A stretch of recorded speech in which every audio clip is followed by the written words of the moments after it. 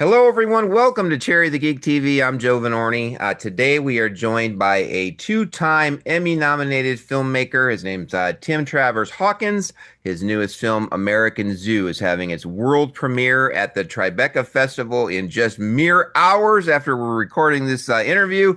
It's playing this weekend, both Friday and Saturday night as well, with encore performances, and is also playing at South by Southwest London on Friday and Saturday as well.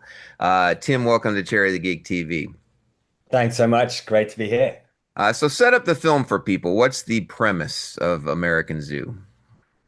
Yeah, this film really it started for me in the craziest way that any film has. I was on a camping trip with my girlfriend, now wife and mother of my son, and she took us to a campsite that was next to an abandoned zoo in the Catskills. And of course, the first thing we wanted to do when we got there was look around this incredible place, and it was just sort of stunning in all the ways you'd hope an abandoned spooky zoo in the Catskills would be. It just felt like something straight out of a cult movie. Beautiful Americana being eaten up by the forest. And as we were walking around, we ran into this incredible guy, Sean, who appeared kind of from the trees almost with a herd of black goats behind him. A real character, lovely guy, and he looks after the grounds for the owner. Incidentally, he now runs an Airbnb out of one of the buildings there. And he started showing us around and telling us these great little spooky stories. He took us underneath the rhino enclosure into these tunnels, and we were just really absorbed. And after his tour, we parted ways, and he said, "Well, by the way, there's a lot of abandoned stuff just rotting away in the old gift shop, and it's just gonna disappear if you don't go in and have a look." So we went on a treasure hunt, and that's where I found the first of many of these old 16 millimeter film reels on the floor. And so we got these reels back, and me and Kelly sat in our apartment here in Manhattan one night with a projector that we'd gotten off eBay and just started projecting them onto the walls. And it was just incredible. This beautiful footage it was clearly from families who were involved in creating the zoo. And it went back, they were old. I could tell they were old. I didn't know the time, but they were really old and very intimate and special. Like seeing ghosts kind of come alive. It was just gave us goosebumps. So when you're looking at this footage, what what was on the footage? What kind of inspired you and made you say this is? I'm curious about the evolution, I guess, is what I'm Yeah, is yeah. what I'm getting And at. and What that's did you see in the footage that led to this documentary? was something I really wanted the documentary to give the audience was the similar sort of sequence of incredible twists and turns that we experienced as the filmmakers in making the film. So first of all, they were clearly, family movies. They were very intimate. I thought initially before I'd seen them, maybe these were just films of animals that they showed at the zoo, but no, there was much more going on there. And so the first thing was to find out. I mean, I was just compelled. I didn't know the scope of the story, but I was just so compelled by seeing this zoo kind of evolve and come out of just the sort of Catskills wilderness. And I wanted to track down people involved. And actually, the first person I found through an obituary in a local newspaper was the daughter of Heinz Heck, who'd been the zoo director. And that's when this story started to really open up because that family, the Hecks, were actually, I didn't know these existed, but they were a zoo dynasty. And it turns out, like zoos, in the 20th century and before, there'd been these kind of dynastic organizations, particularly obviously in Europe. And they were a zoo dynasty from Germany. And from interviewing Margaret, I realized that, this family story was just incredible. And the more we peel back, it also was terrifying. And the fact that this all linked kind of within the zoo, because her grandfather, who had been the head of the Berlin Zoo in the 1940s, turns out he was best buds with Hermann Goering, and they together had come up with this crazy plan to bring back extinct animals in a way to kind of Nazify the nature. It's a little crude, but essentially that was their mission. You know, they wanted to bring back the Germanic purity of nature. And they turned a forest in Poland into a killing field because that's where they wanted to enact this plan. People were moved and killed in order for this kind of Nazi Jurassic Park to take place. His son, who was not a Nazi but was dedicated to the same mission that his father had, brought some of the fruits of this breeding program over to the US in the 50s, and they were installed at the zoo there. These were the tarpan horses, so-called tarpan horses, which the Hex had supposedly brought back from extinction. And the big goal they had was to bring back an aurochs, which you could kind of think of it as an absolutely enormous, sort of almost mammoth-sized cow that was very prevalent in Europe up until the 16th century. And his son continued with his father, who would never faced any kind of repercussions really for his involvement with Nazi war crimes. That was what they were doing behind the scenes, whilst the Catskill Game Farm was also this incredibly successful um, family zoo that I know a lot of people have very, very fond memories of. So yeah, I mean, it's a lot. The film kind of follows these revelations through the words of Margaret, Kathy, and others who were really closely and intimately connected to the story. So the film's described as a documentary thriller that blends the environmental and family history with these almost horror elements. Uh, it sounds like I guess I was going to ask, and it sounds like you kind of answered this. Did you set out to make it as a thriller? At what point in covering and doing these interviews? It sounds like the interviews dictated the thriller aspect and the horror aspects more than the footage did. I would say, like we found, of course, the footage in the zoo. Had a certain vibe to it as well. I would say more than a thriller, I think of it almost like a ghost story. In that I feel like there's a real spookiness to that place, but also that it was kind of haunted by these secrets. And so that was really more like the aesthetic direction that I wanted to go and was like kind of this ghost story. And yeah, as a ghost story, it has to have this kind of thriller elements to it. And they came, yeah, I mean, they're in the interviews, they're in the revelations, but they are in the material because we didn't stop archivally our search there with just what we'd found.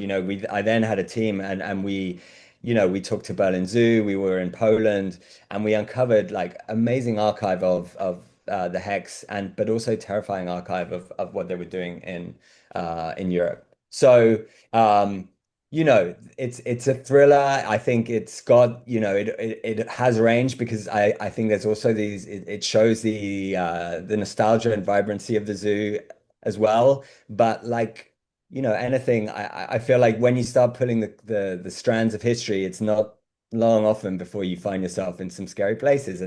That's the interesting thing because I think, on the one hand, we create these utopias, right?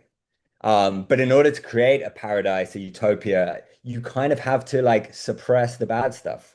Mhm. Zoos are like that, you don't see the animals dying. They try and, the shit is kind of shoveled to one side, and what you see is this sort of idealized version. And the same thing in the Catskill Game Farm. I mean, I think people would almost be surprised if you didn't find something, right, underlying it.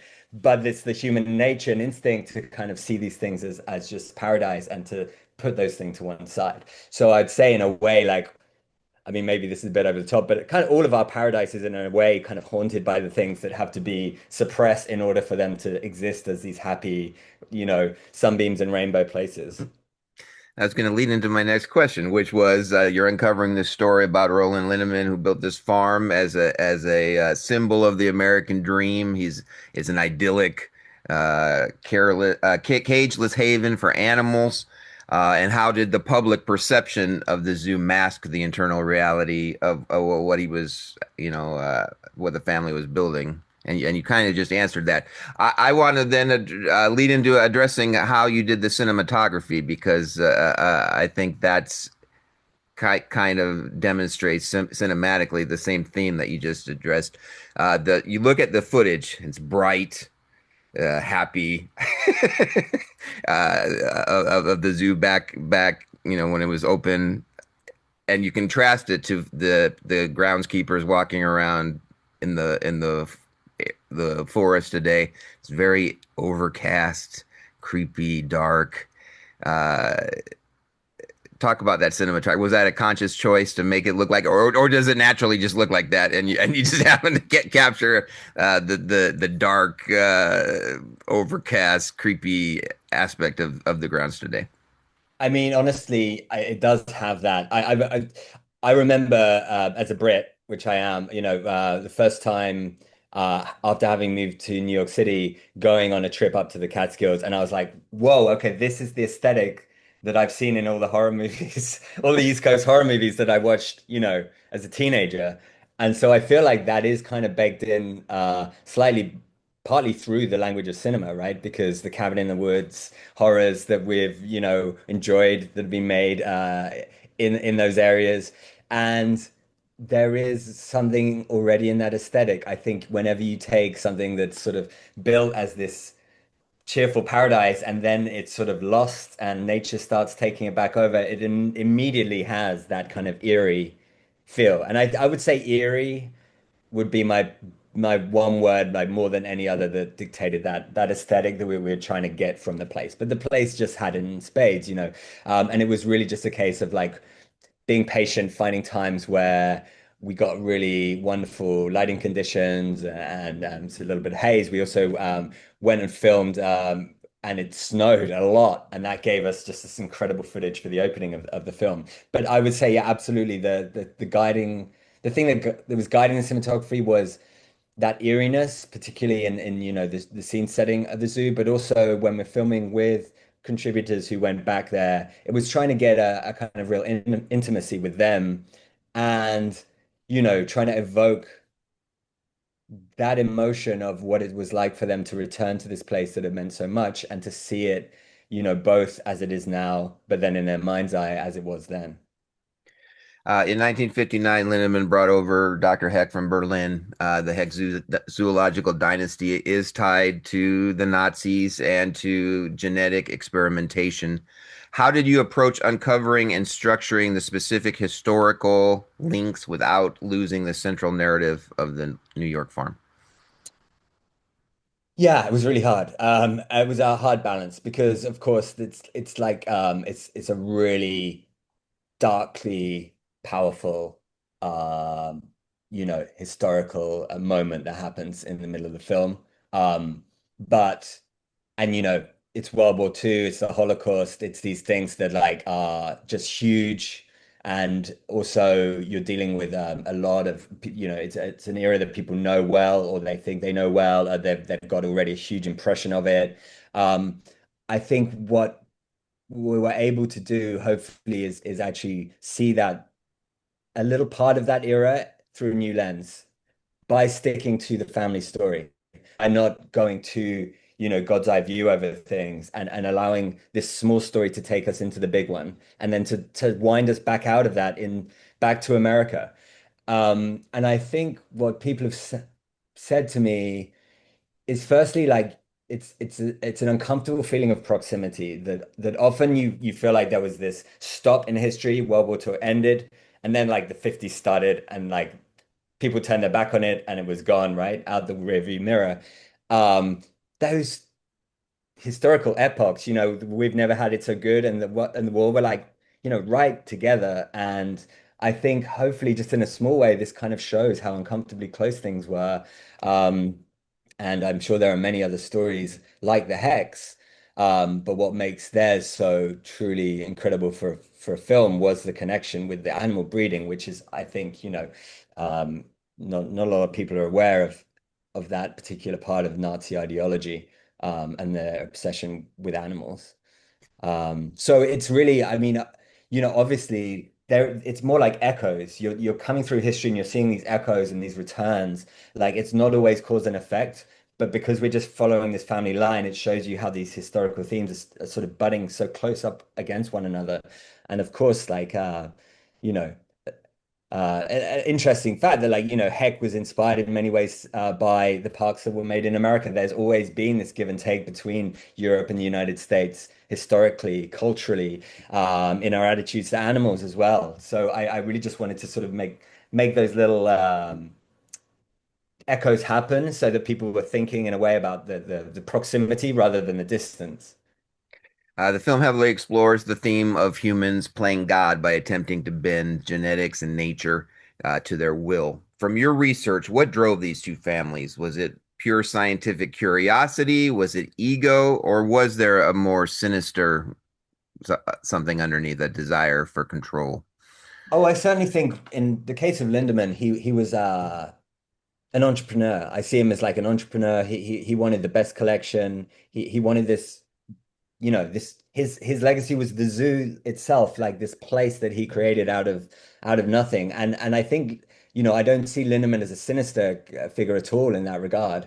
I think he wanted to get the Hex involved because they were a famous German zoo family, and that was kudos for him, his zoo, and so turned a blind eye to what, Lutz had been involved in the past. And of course, I think like Lindemann loved animals and he loved his collection. He wanted the best collection. He wanted to have, I'm sure, an aurochs to complete, like, to have, this animal that nobody else had, just like the tarpan. But he was also a breeder who supplied zoos across the United States. He supplied the Bronx Zoo here, who, by the way, have Przewalski horses, which is a rare breed from Mongolia that were imported by the Heck family via the Catskill Game Farm and then to the Bronx Zoo, I believe, and Chicago. So, he was a real animal man. The Hex, I feel like that definitely comes more from this place of building family dynasty. Certainly in Lutz's case, I think it was egotistical. I was talking to Bill, who's in the film. He's a very, very esteemed, established, and incredible scientist, biologist himself. And we're talking about, scientists who get really obsessed with what they do and they will basically sleep with the devil so to speak, in order to get the resources they need for their work. And I think that's kind of the Lutz, for me, that's the Lutz story. It's kind of this Faustian story of ambition, ego, and just, getting in bed with the worst possible people because it would fulfill his ambitions. Like, I actually think he was ideologically a Nazi too. I think he was very right wing and was a fascist. But I certainly think, he really wanted that proximity to power so that he could fulfill his ambitions. When you investigate three generations of deeply buried family secrets, you run the risk of encountering resistance from the descendants of those involved. Did you get any kind of pushback from family members, from the local community, from the ex-employees that used to work at the game farm, or were they all surprised by what was uncovered?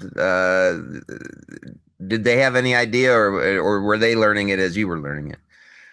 So the connection between Lutz and the Nazis had sort of worked its way into the community there. They knew about that, but they hadn't known at the time. They told me that, and I definitely believe, the zookeepers and the community there, that they may have had suspicions. I mean, you look at Lutz, you know enough about him, you'd probably have suspicions. I think, it was sort of like, but that's another era. And I think Lutz was, by the way, very polite and lovely to everyone there. Um, in terms of, well, with the Heck family, with Margaret, it was obviously like a really fraught in many ways time because I interviewed her weeks before she died of cancer and only in audio. And she's it was troubling to her that like there was this secret in the family, no doubt about it. I'm not going to say it was the most troubling thing in her life. I mean, we have rich lives, but in terms of the story we're telling, I know that like it had affected her, particularly the way she had found out by being kind of in a gotcha question that she didn't see coming. You can speculate like would she have had suspicions or not? But you know what? Like I've been reading actually a lot around the psychology of family secrets, and intergenerational ones. And there's this interesting theory that like there's often a where there's been a secret in the family that you're not aware of, it kind of creates this what is known actually in Freud in terms of the phantom, which is like a thing you don't look at, and you kind of know and understand as a child that you're not supposed to look at it, even though it hasn't been mentioned. They're these kind of weird unspoken things. You don't know what they are, but you know you're not supposed to find out. And so I think, you can say, which could she have known? She was a very smart, educated woman. Could she not have figured it out? But sometimes I think, it's hard to look at the truth. She obviously had to confront it. And she, I think, was quite straightforward in saying, like, this wasn't on me. I don't feel any intergenerational guilt. That's at least what she said at the end there. Um, they're a wonderful family and they're a very compassionate, smart family who also just want the truth to come out. Let's give a shout out to your composer and to your music supervisor. Both the score of the film is fantastic, very creepy when it needs to be creepy, uh, and the music. There's at least three songs. I don't know if there's more than three. I know I counted three for sure that just fit the movie perfectly. With the song selections. I talk about your composer and your music supervisor and putting that music together for the film. Oh man, I mean, yeah, Dan Deacon is he's brilliant. And we had from the start some really great creative conversations. I mean, I like to think, it is kind of a lovely project for a composer because, in terms of sound. We spoke a lot about how we wanted score and sound design to really kind of knit together, and I think that's been very successful. But it just takes you to some wonderful place. Firstly, the story has range, like you say. You go from this kind of kitschy or nostalgic to the very dark, to the pitch black dark. And that range is tremendous. And the instrumentation, I think that he chose that way of like working in with sound design, because a lot of the archive, of course, is silent. So um, the world's your oyster. What kind of soundscape, what sonic environment are you creating for it? And I'm so thrilled, that we get to show it in some wonderful theaters with hopefully absolutely banging sound systems, because it really merits that. And in the mix, I was just, yeah, it was heavenly when it all came together. Yeah, it really works well. That's the music, the song selection, A plus, man. That's Yeah, yeah, every time yeah. I was like, Thank you oh for man, shouting out this the just works supervision. perfectly. It works Yeah. perfectly. Your It's previous tough, work, because some of this, it's tough finding on a doc budget, finding those needle drops that really work and are affordable. It's a real art, and they just absolutely knocked it out of the park from the title sequence onwards. Some of those needle drops that just work, and of course, I think right at the end, the absolute genius of "What a Wonderful World," the German cover version, I yeah, think just works so well. yeah. Not a spoiler, I don't think. Your previous work, like XY Chelsea and Persona, deal heavily with institutions, hidden truths, and human identity under pressure. How does American Zoo fit into your broader creative mission of challenging viewers to see the world through a different lens? Nice. Well. You know what? I think it's kind of all about finding those gray areas, for me.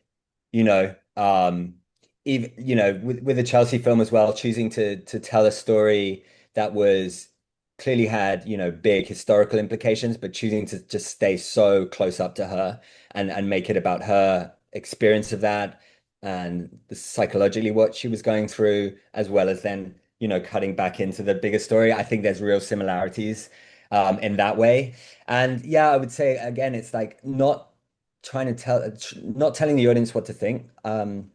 Just taking them to these places and showing the emotion of what people are dealing with. And film has that wonderful ability to be so deeply psychological. And so for me, I think I like dealing with politics, political themes, like eugenics, like institutional control, corruption. But I also really like to come at things through the human psychological side, because I think cinema really has that incredible ability to do that and to create the empathy and the sort of immersion in what somebody else is going through.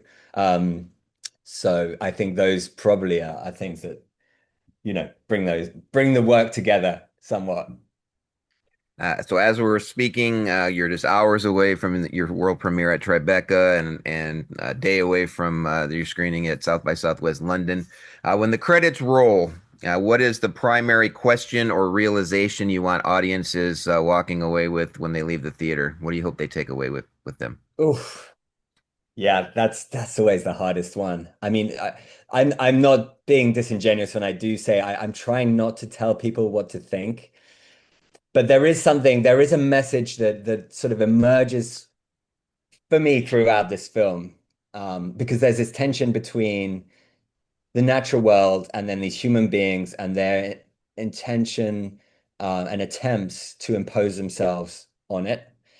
And so, right towards the end of the film, we get this sense of people's legacies, but then also the futility of it, the futility of um, trying to become immortal through your actions. And the fact that so much evil is often done in the pursuit of that kind of immortality, I think right now we're seeing it a lot. Um, and right at the end of the film, the animals kind of have their revenge. I'm not gonna, it's just the final shot, and that for me, that is kind of what I truly believe, which is like the animals will be here long after we're gone. What we call nature is going to be here long after we're gone, and we'll get the last laugh. And so that's kind of the last message of the film. And I actually weirdly don't find that depressing. I actually find that a really kind of cheerful thought. So the film's playing tonight, Thursday, June 4th, 5:30, world premiere. Also Friday night, Saturday night at Tribeca, Friday and Saturday afternoon in London at South by Southwest. For people watching this interview after the fact, those two festivals are done. Are there any other festivals that you can announce? And where can the people find out more information about the film as far as upcoming screenings? Future streaming home, etc. If they want to learn more about the film or you, what are social Well, yeah, media sites? Where can they my go? Instagram, Tim Travers Hawkins, and American Zoo Film will be, I'm sure, where you'll hear the news first. We have a lot of things planned and ready to announce, but nothing quite yet.